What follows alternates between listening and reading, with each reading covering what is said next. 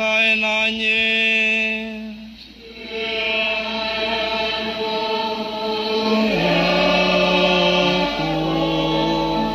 Sikilizeni neno la Mungu. Injili takatifu kama alivyoandika Yohana Mtakatifu, sura ya 14 kuanzia na ya 20 kuanzia na ya 15.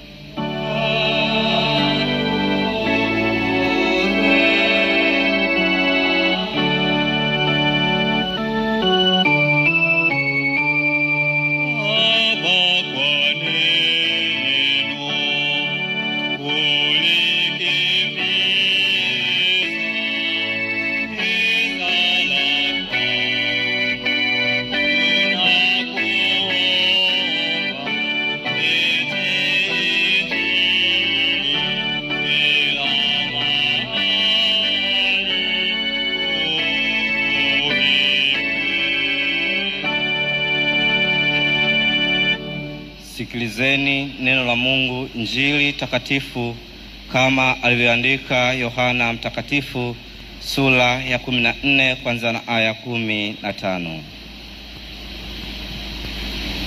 Mkinipenda mtazishika amri zangu,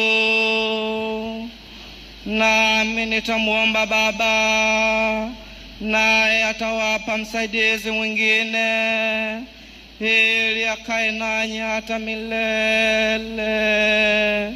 Ni Roho wa kweli ambaye ulimwengu hawezi kumpokea, kwa kuwa haumwoni wala hamtambui, bali ninyi mnamtambua, maana anakaa kwenu naye atakuwa ndani yenu. Sitawacha nyinyi yatima, naja kwenu. Bado kitambo kidogo na ulimwengu haunioni tena, bali ninyi mnaniona. Na kwa sababu mimi ni hai, ninyi nanyi mtakuwa hai. Siku ile ninyi mtanitambua ya kuwa mimi ni ndani ya Baba yangu, naye ndani yangu, nami ndani yenu.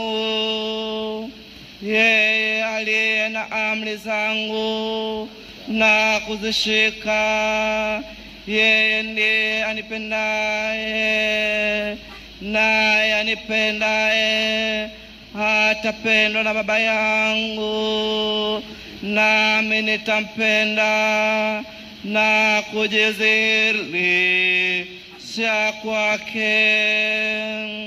Yuda Iskariote akamwambia, Bwana, imekuwaje kwamba wataka kujidhihirisha kwetu, wala si kwa ulimwengu?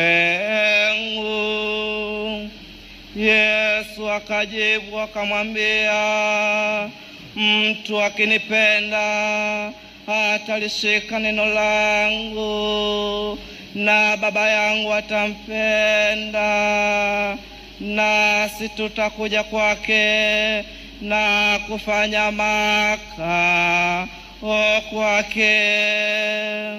Mtu asiyenipenda yeye hayashiki maneno yangu, nalo neno mnalolisikia si langu, ila ni lake Baba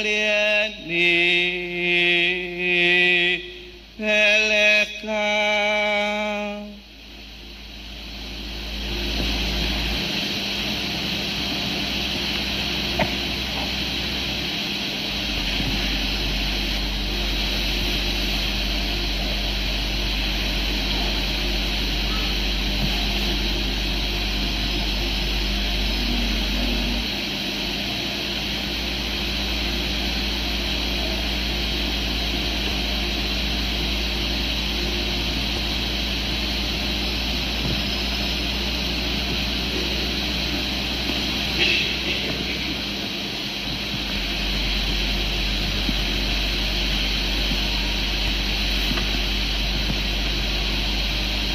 Ndiyo Injili ya Bwana. Asifiwe Kristo. Bwana neno lako ni ramani yetu,